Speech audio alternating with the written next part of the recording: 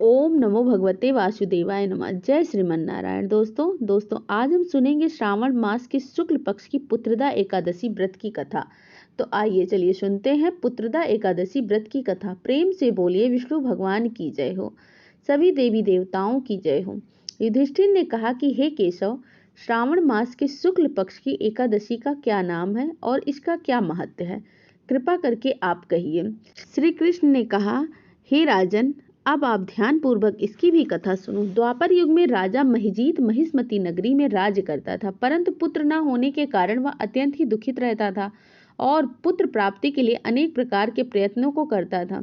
अनेक प्रकार की चेष्टा करने पर भी उसको आनंद देने वाला पुत्र रत्न प्राप्त नहीं हुआ। तो राजा ने अपनी वृद्धावस्था को देखकर एक दिन अपनी सभा में अत्यंत ही चिंतित होकर प्रजागणों को संबोधित करके कहा, हे प्रजागणों, मैंने इस जन्म में जहाँ तक ध्यान आता है कि कोई भी पाप कार्य नहीं किया है और न ही प्रजा से अत्याचार पूर्ण धन को लेकर अपने अर्थकोष में संचित किया हो, न किसी की धरोहर का हरण किया है, बल्कि अपनी प्रजा का पालन पुत्र के समान ही किया है। धर्म कार्य के द्वारा पृथ्वी को भी अपने बस में कर रखा है, अत्यंत दुष्ट कार्य करने वाले को दंडित किया है और शिष्ट शत्रुओं के साथ भी मैंने उत्तम व्यवहार किया है, परंतु न मालूम किस अज्ञात कारण के विषय में मुझे पुत्र रत्न की प्राप्ति नहीं हुई है। इस पर आप लोग ध्यान पूर्वक विचार कीजिए। इस प्रकार राजा के अर्थ वचनों को सुन करके प्रजागण और पुरोहित आपस में सम्मिलित करके राजा के कल्याण के निमित्त वन में गए और मुनियों के आश्रम को ढूंढते हुए इधर उधर वन में भ्रमण करने लगे। उसी वन में उन्होंने अत्यंत ही घोर तपस्या करते हुए निरहार जीवात्मा जीत क्रोध महात्मा लोमस मुनि का दर्शन किया, जो कि सर्वधर्म तत्ववेता एवं सर्वशास्त्र पारंगत दीर्घायु थे, जिनके की कल्प के अंत में केवल रोम ही गिरते थे। इसी कारण से उनका नाम लोमस पड़ गया था। इस प्रकार उन त्रिकाल महात्मा लोमस को देखकर सब लोग अत्यंत ही हर्षित होकर निकट जा यथोचित रूप से प्रणाम करके उनके पास ही स्थित हो गए।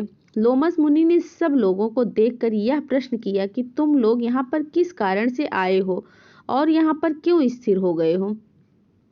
तब सब मुनियों ने कहा, हे महाराज, हम सब लोग अपने कष्ट से निवृत्त होने के लिए आपके शुभ स्थान पर आए हैं। वह कष्ट यह है कि हमारा महिजीत नामक राजा अत्यंत ही धर्मात्मा है, परंतु वह पुत्रहीन है। इस दुख से उसे अत्यंत ही व्याकुल देखकर आपकी शरण में तपस्या करने के हेतु हम सब एकत्रित हुए हैं। राजा के अहोभाग्य से हम सब लोगों को आपका दर्शन प्राप्त हुआ है, क्योंकि महात्मा एवं मुनियों के दर्शन मात्र से ही मनुष्यों के कार्य सिद्ध हो जाते हैं। अस्तु, अब आप हम लोगों के ऊपर कृपा करके इस प्रकार का उपदेश करिए कि जिससे हमारे धर्मात्मा राजा का कार्य सिद्ध होकर कल्याण होए। प्रजाजनों की इस प्रकार की बातें सुनकर क्षण भर तक तो ध्यान मग्न होकर राजा के पूर्व जन्म के वृतांत को समझकर लोमस जी ने कहा, यह राजा पूर्व जन्म में अत्यंत ही घोर पापी और महादरिद्र जात का वैश्य था।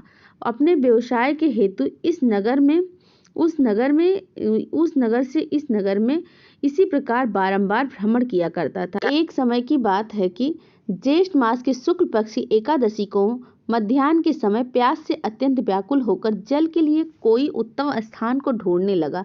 संयोगवश उसको एक अत्यंत ही उत्तम और स्वच्छ जलाशय दिखाई पड़ा। उसको देखते ही जल पीने की इच्छा से उसके समीप गया। उसी समय एक कुछ ही दिनों की ब्याई हुई गौ अपने साथ बछड़े को लिए हुए उसी जलाशय पर आकर जल पीने लगी। उस समय इस बनिए ने उस जल पीती हुई गौ को हटाकर स्वयं ही जल को पिया। इसी पाप के कारण वह निसंतान है, परंतु कुछ पूर्व जन्म के पुण्य के प्रताप से उसको राज्य प्राप्त हो गया। मुनि जी की बातों को सुनकर प्रजाजन और पुरोहित ने कहा कि हे महाराज, हम लोगों ने पुराणों के द्वारा इस प्रकार सुना है कि पुण्य कार्य करने से पाप नष्ट हो जाते हैं, सो आप कृपा करके इस प्रकार पुण्य का उपदेश कीजिए कि जिससे पाप नष्ट होकर राजा महिजीत को पुत्र उत्पन्न हो।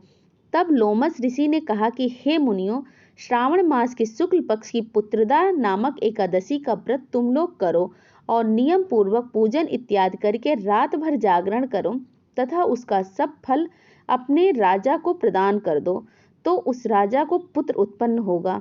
इस प्रकार लोमस ऋषि द्वारा व्रत के विधान और फल को सुनाकर सब लोगों को अपार आनंद हुआ और सब लोग अपने अपने घर को लौट आए। श्रावण मास जब आया तब सब लोग ने लोमस ऋषि के आज्ञा अनुसार राजा सहित भक्ति और विधान पूर्वक एकादशी का व्रत किया और दूसरे दिन अपना अपना फल उन सब लोगों ने राजा को प्रदान कर दिया। उस फल के प्रभाव से राजा की रानी ने गर्भ धारण कर समय आने पर पुत्र रत्न की प्राप्ति की।